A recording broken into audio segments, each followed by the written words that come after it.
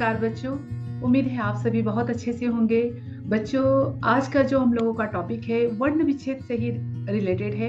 आज ये वर्ण विच्छेद का थर्ड पार्ट है। तो बच्चों, मैंने इसके पहले 2 पार्ट ऑलरेडी अपलोड कर दिया है। पहले पार्ट में हमने पढ़ा है कि वर्ण विच्छेद क्या होता है, वर्ण विच्छेद किसे कहते हैं और किन छोटे छोटे नियमों को वर्ण विच्छेद करते समय ध्यान में रखना चाहिए।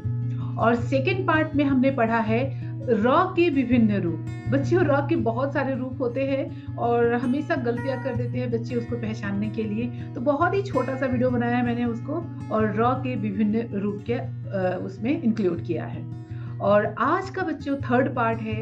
आज के वीडियो में हम लोग पढ़ेंगे श और ह के साथ री का प्रयोग कैसे करते हैं। री जो स्वर है, वो स्वर का प्रयोग किस प्रकार से श व्यंजन के साथ और किस प्रकार से ह व्यंजन के साथ करते हैं। तो बच्चों, इस वीडियो को बहुत ही ध्यान से देखिएगा, क्योंकि बहुत सारे लोग यहाँ पे गलतियां करते हैं। और तो जो भी पॉइंट है मैं यहाँ पर पूरी तरीके से क्लियर करने वाली हूँ। आज के वीडियो का सेकंड टॉपिक होगा हमारा अनुस्वार का प्रयोग हम कहीं पर बिंदु के रूप में करते हैं। तो कौन से व्यंजन के साथ बिंदु के रूप में प्रयोग करते हैं और कौन से व्यंजन के साथ कहां पर हम इसके डॉट के रूप में प्रयोग करते हैं, इस पॉइंट को भी पूरा कवर करेंगे। और थर्ड और लास्ट इंपॉर्टेंट, आगत ध्वनियां मीन्स चंद्र बिंदु, हाफ चंद्र बिंदु का प्रयोग हम कहाँ पे करते हैं और किन शब्दों के साथ करते हैं, ये पॉइंट भी हम लोग कवर करेंगे। तो बच्चों, अगर आपको अपने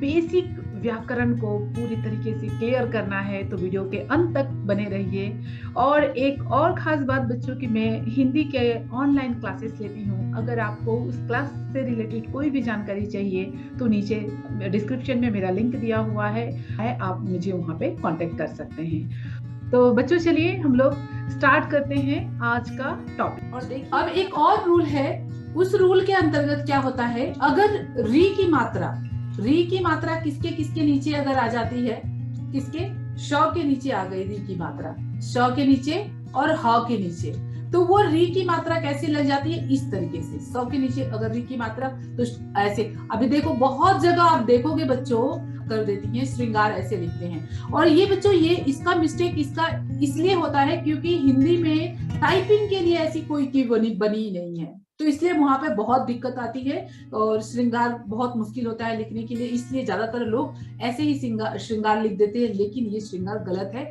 और सही श्रृंगार का रूप ये है। ठीक है, तो श के साथ जब री की मात्रा आएगी, श प्लस री, ठीक है बच्चों, तो ये क्या हो जाएगा, ये स्ट्रॉ में इस प्रकार से कन्वर्ट हो जाए ऐसे। ठीक है, इसमें अंतर क्या है, ये वाला स्ट्रॉ, ये स्ट्रॉ, और इसमें ये अंतर क्या है, ये जो नीचे रॉ का जो उच्चारण होता है, ये लाइन नहीं रहती है, केवल ऊपर श रहता है और नीचे री होती है। इस बच्चे इस बात को बहुत अच्छे से ध्यान में रखिएगा। ठीक है, नेक्स्ट देखते हैं ह का भी। ह के साथ भी अगर री की मात्रा होगी तो वैसे ही ह के नीचे री आ जाती है। ठीक है बच्चों, और जैसे क के नीचे ऐसे होता है तो कृषक होता है, कृषक। ठीक है, तो ह के पास कहीं जगह नहीं है, इसलिए हम इसे कहाँ लगाते हैं, अच्छे बीच में।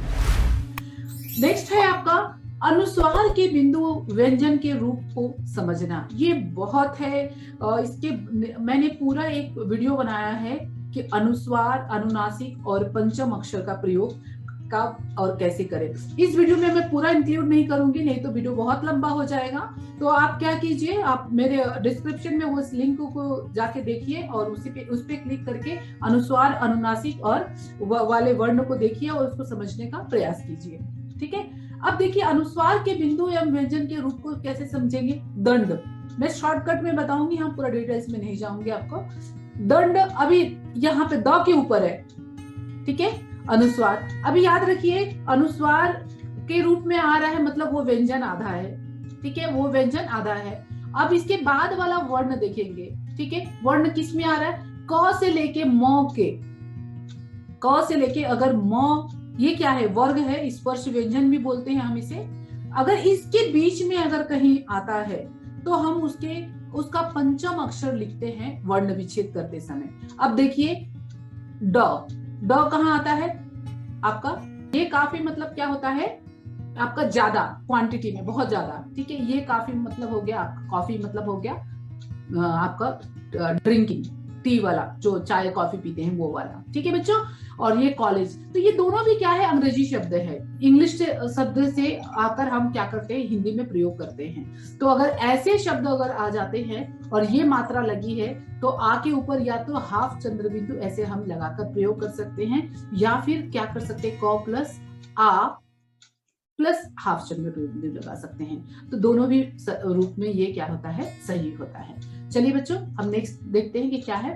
ड आता है, ट वर्ग में आता है, ठीक है। तो उसको हम वर्ण विच्छेद करते समय दो तरीके से हम कर सकते हैं, द प्लस अ, ठीक है बच्चों।